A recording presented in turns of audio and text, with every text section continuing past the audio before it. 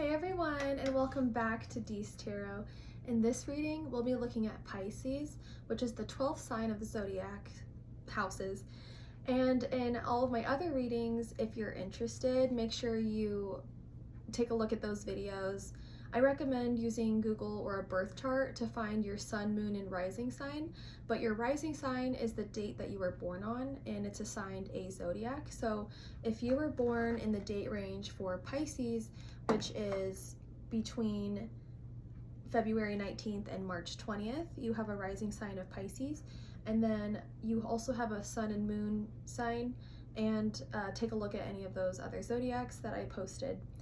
So specifically this reading of the 12 card zodiac spread, it's a popular spread that's inspired by astrology, and by assigning a card position to each part of the zodiac wheel in the houses, we have this spread that's great for in-depth check-ins. You can use the zodiac spread monthly or quarterly as a means of getting insight, clarity, and advice on different areas of your life, from work to relationships, and you can then consider what you will need to adjust going forward. So in this reading, we'll be looking at Pisces, specifically inner life. And if you like this reading, make sure you hit the thumbs up, the notification bell, and the subscribe button. And we will dive right in to our final card for today, which is Pisces, inner life. Pisces, since this is new to me, I have to look up the Pisces sign, but Pisces is the 12th and final zodiac sign, symbolized by two fish swimming in opposite directions, representing their dual nature and deep connection to emotions, intuition, and the spiritual world. As a mutable water sign ruled by Neptune, Pisceans are known for being compassionate, artistic, empathetic, and dreamy, but can struggle with escapism, being overly trusting, or absorbing others' feelings. I find that interesting, absorbing others' feelings. And the things that we have strengths in is we're compassionate, artistic, intuitive, gentle, selfless, creative, and understanding. And then our weaknesses are we're escapist, overly trusting, sensitive to criticism, can be a victim, prone to mood swings. We like music, romance, solitude, spiritual themes, helping others in nature, but we dislike harsh criticism, cruelty, feeling trapped, chaos, being controlled. And this card reading is going to look at what is happening in your inner world, and are there anxieties, secrets, dreams, hopes, and desires. So let's dive in.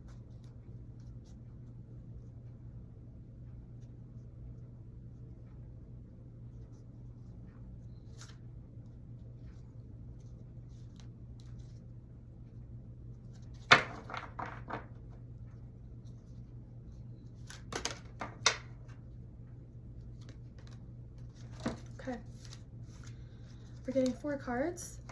Pisces, inner life. What is happening in your inner world? Are there anxieties, secrets, dreams, hopes, and desires?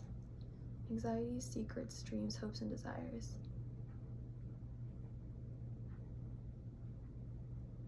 5 and 9. It's interesting that we have 5 of Cups, 9 of Wands. So 9, we're nearing a almost completion of something, but we've achieved something, we've come really far. Wands is creativity, so we've definitely put our creativity out there, and we're seeing it being achieved. And we're seeing 5 of Cups. 5 is about conflict, fluctuation, change, and challenges, and Cups is about emotions.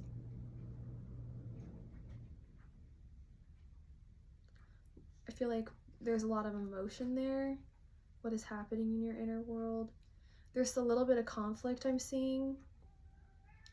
And then we have the moon.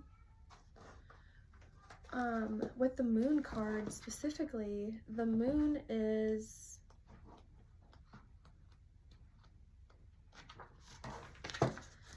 a card that indicates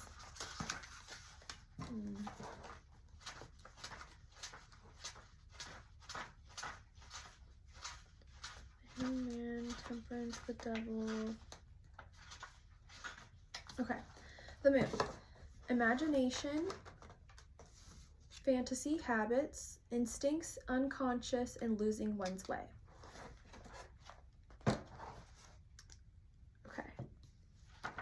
And again, we're looking at what is happening in your inner world. Are there anxieties, secrets, dreams, hopes, and desires?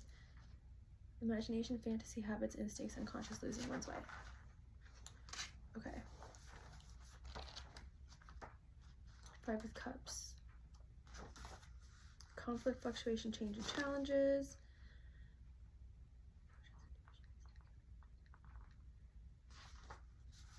Five.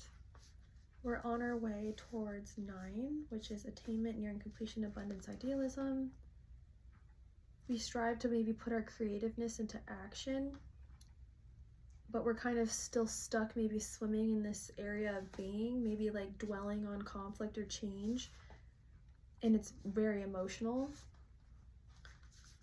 And then we have 9 of Wands, attainment, nearing completion, abundance, idealism. We ideal for this situation to be like an outcome where we've maybe applied our emotions to be creative. This is definitely new to us. We're experiencing something new because the Fool is the first card of the tarot deck. And when we look at the major arcana cards, we have 2 major arcana cards. We have the Moon and the Fool. And when we look at the major arcana, they have 3 different category, or like they call it journeys: conscious, unconscious, and then superconscious. So the conscious means body, social, external, outer concerns, youth, and personal. The unconscious means mind, moral, internal, inward search, adulthood, and collective. And then superconscious is emotional, hidden, maturity, divine, spiritual, divine, universal, and spiritual awareness. So the Moon is a card that's super conscious. So we're definitely super conscious. And then the Fool is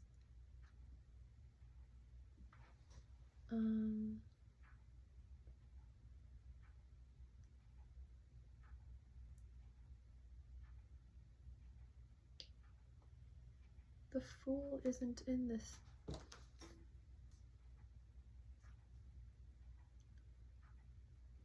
Interesting. I didn't realize that.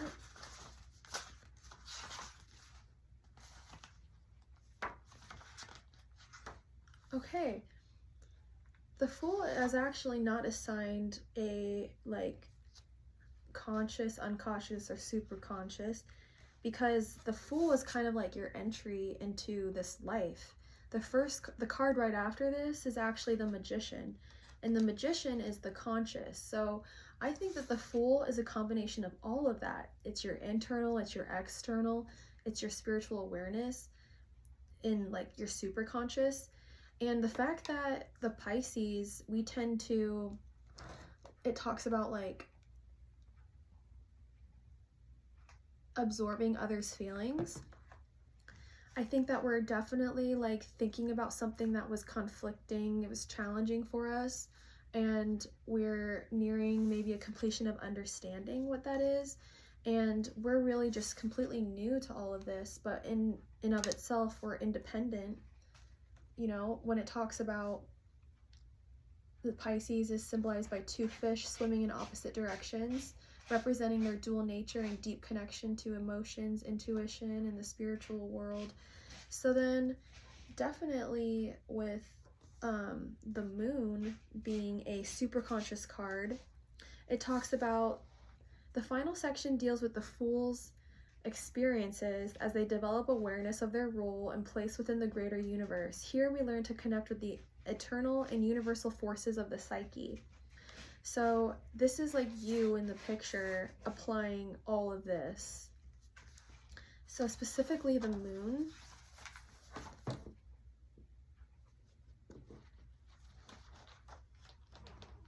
Let's see here. Well, the Moon is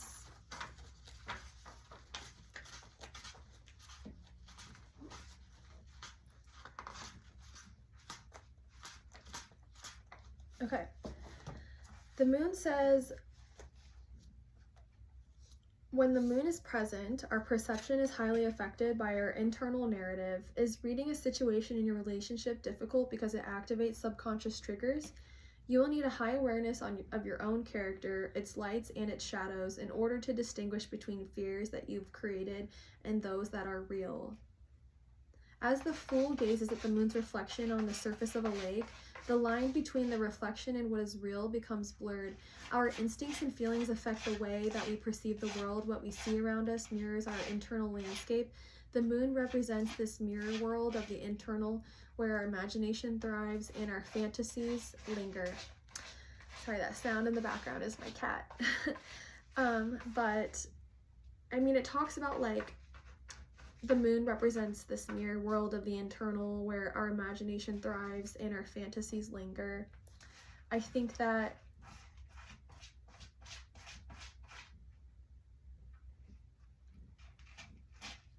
when the moon is present, our perception is highly affected by our internal narrative. I think that sometimes we dwell too much on this like other side when it talks about like two different fishes. Pisces are two different symbols, and you might be overly trusting and absorbing others' feelings, but it says like maybe try to see why you do that.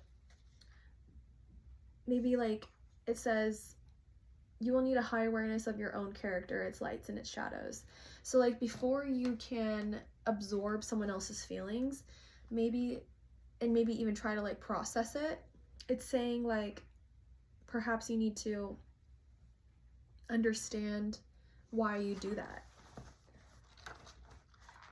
So the question was, what is happening in your inner world? Are there anxieties, secrets, dreams, hopes, and desires? I think what's happening in your inner world is you're just like learning to like absorb others' feelings while still trying to like process your own. And it talks about like the quality of you is you're mutable, so you can really like adapt, so you're very adaptable, and I think that's like very good trait to have. But the anxiety, secrets, dreams, hopes, and desires is that you're afraid that sometimes you're gonna like conflict with something maybe that you don't want to see, or maybe an idea or a way of thinking that you don't want to have happen. But because you're a Pisces, maybe learn to understand like why you're afraid, like address your shadow self, because you're very close to nearing achievement, and this is something very new to you. So continue to, like it says, this is a Fool card, continue to like put yourself out there and experience that, and like give it some time. What is happening in your inner world? Give yourself some time to process this other way of thinking, this inner life, and just know that this is new to you, and this is what you're good at. You're good at like assessing every single obstacle because you're mutable, and maybe you're very close to achieving that understanding of something that you've like mutated to. Sounds like an alien. But yeah, I think that you're very close, and it might have been very difficult to get to this thinking, but you're still very new in this, and to continue just being like open-minded and address that shadow self. So that is the message that we're getting today for Pisces inner life. And make sure you guys check out all of the other videos. We looked at the 12 zodiac signs, and make sure you hit the subscribe button and the like button and the notification bell so you know when I'm putting out my next video. And with that, we will see you in the next video. Make sure you subscribe.